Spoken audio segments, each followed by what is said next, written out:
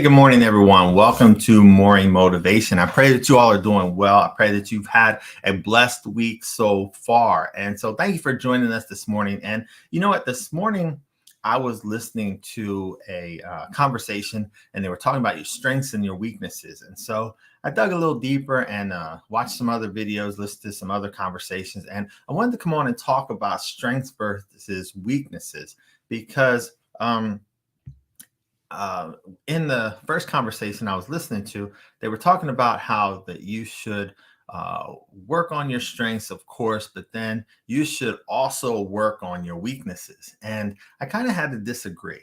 And the reason I disagree because I am a advocate of strength-based leadership, in which you focus on your strengths, and for your weaknesses, you find a team that they can basically, I won't say pick up the slack for your weaknesses. So, in other words, find team members who have those strengths are your weaknesses. That way, you develop your team and you develop a more well rounded organization. So, for example, I want to go here for a second. So, in the military, I had a lot of success. And I think the key to my success was that I exercised the strength based leadership. In other words, I focused entirely on my strengths. And where I had weaknesses, I would just barely get by, just being transparent. There were things that I was very weak at, and I didn't try to get better in those areas unless it was absolutely necessary. And so, like for one example, like physical fitness wasn't one of my strengths. So that was one of those areas where it was a weakness, but I worked on it just enough to get through, just to get a passing score and move on to the next time.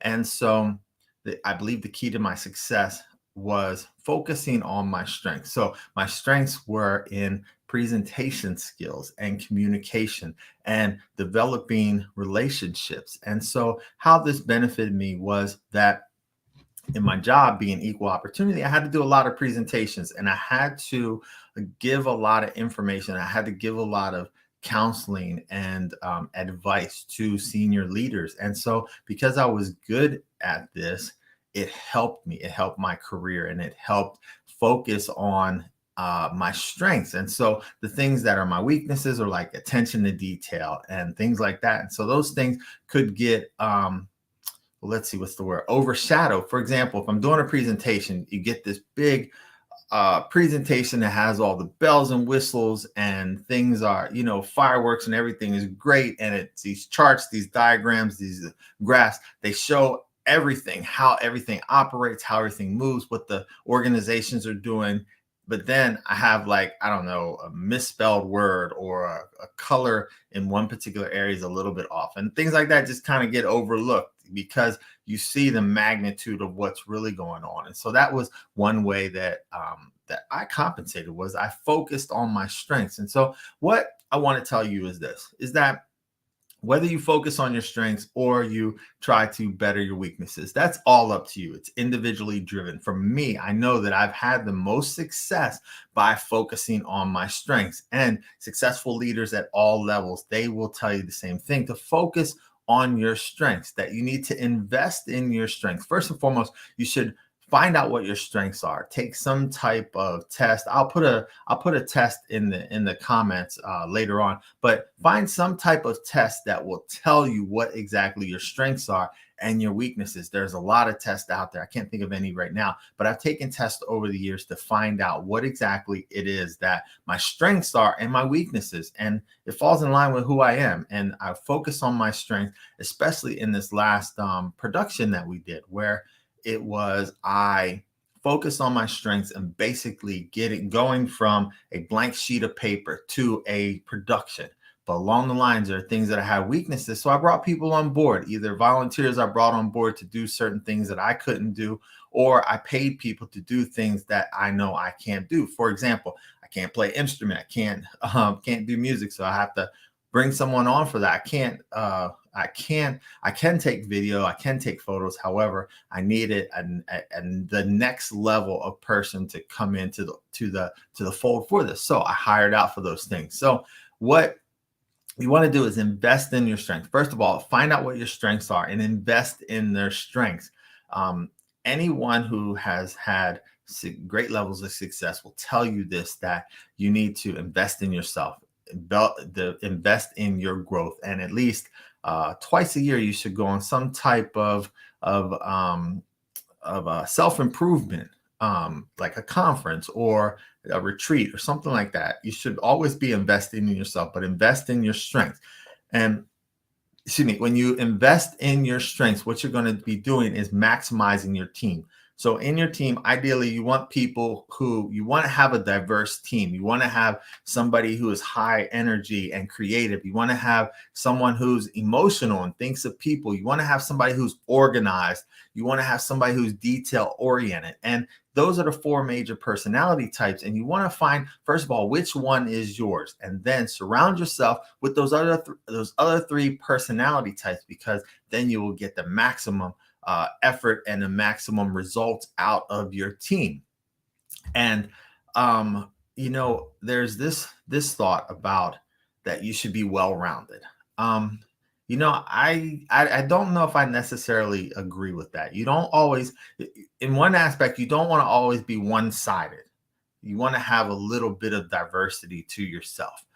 But the thought of that, you need to be well-rounded in every area. To me, that's you're being a jack of all trades, a master of none, which I'm very familiar with, because sometimes I get so scattered. I want to do this. I want to do photography. I want to do videography. I want to coach. I want to teach. I want to do plays. I want to write a book. I want to do all these different things. And what happens is I'm not mastering any of them, and I'm so scattered. Yeah, you might think, oh, they're well-rounded, but they're not proficient. They're not an expert in one particular area, and they're kind of scattered. Evangelist Stephanie, good morning, ma'am. How are you doing today? Thank you so much for joining us. We're talking about strengths and weaknesses.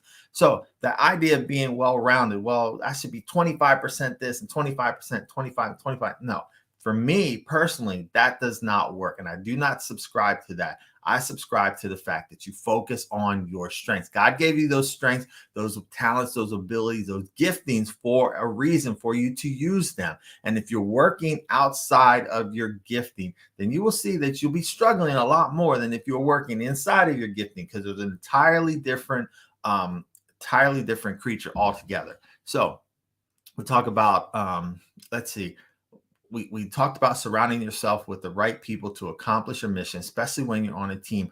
You want to also, when you're dealing with a team, give them a test, give them a survey so that they can find out what their strengths are, because most people will tell you that they are not exercising in their strength. They're not operating in their strength. In any job you go to, you have employees that are upset, that they're sad, that they feel like their skills are not being utilized, because they may have this major talent in one particular area, but they're not being utilized. They're being utilized in another area, and they want to bring more to the fight.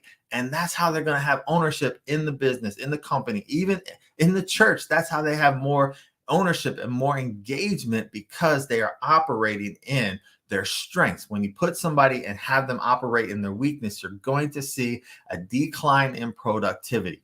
Proven studies.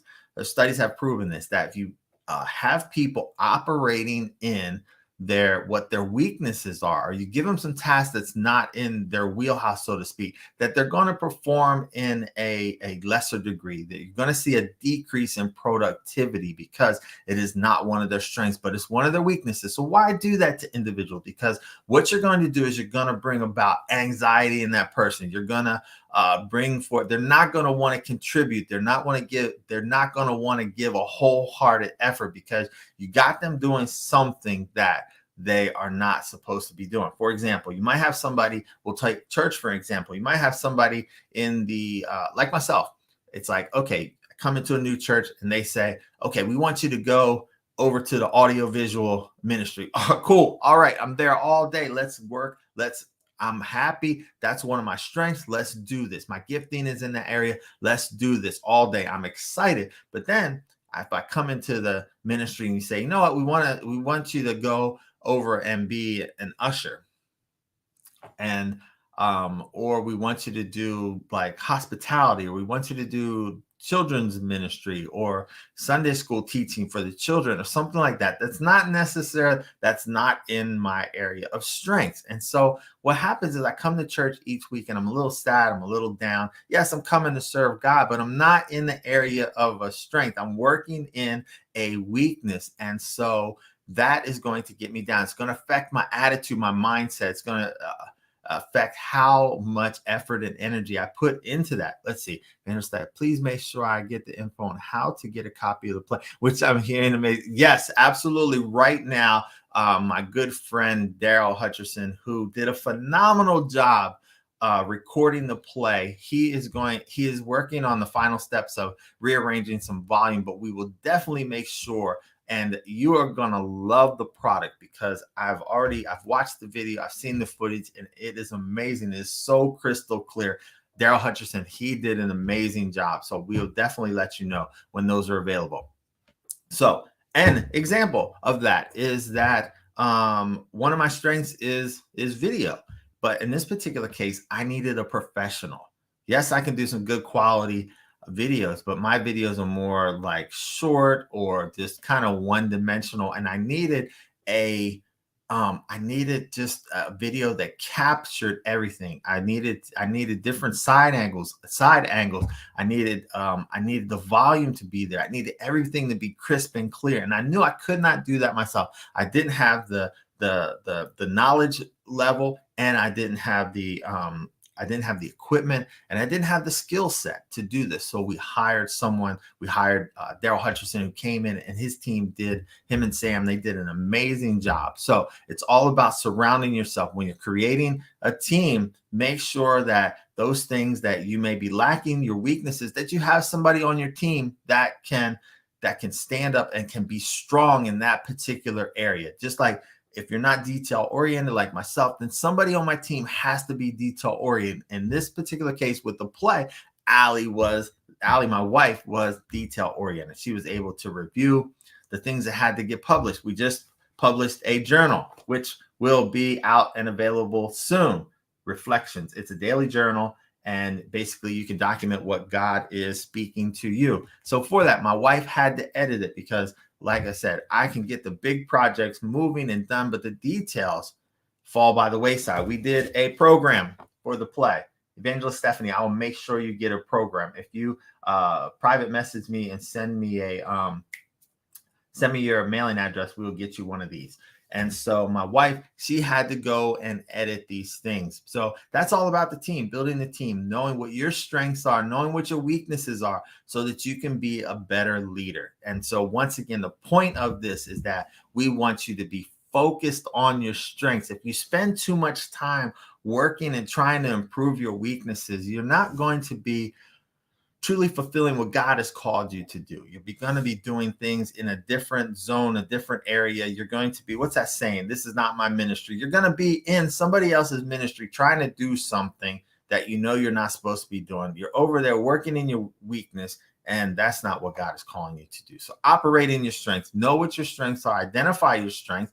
If there are many, I'll put some in the group, but there are many tools out there where you can take a test. You can find out what your gifts are, your spiritual gifts are. You can find out what your strengths, what your weaknesses are. You can find out what your personality type is. And once you know these things and you operate in them, it makes an entirely different picture for your life. You will have so much more success. You'll have less stress, because operating in your strengths is just an amazing feeling versus operating in your weaknesses, because you struggle and you're not going to have success. But when you're operating in your strengths, you're motivated. You feel like you are being like you're being utilized. Like people appreciate you. I want you to operate in your strengths. I want you to do this. I want you to do this. Awesome. Great. I love it.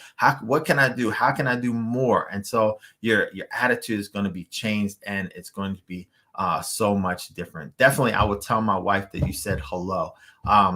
Thank you so much for watching, for tuning in today. I pray that you receive something from this. Remember, the point of all of this is operate in your strengths, invest in your strengths. And when you're operating with a team, you're building a team, look for your weaknesses and look for those to be strengths in other people so that you can have a well-rounded team. Once again, thank you so much for watching. I pray that you all are having a blessed day. God willing, I will see you back here again tomorrow at 8 a.m. Take care and God bless.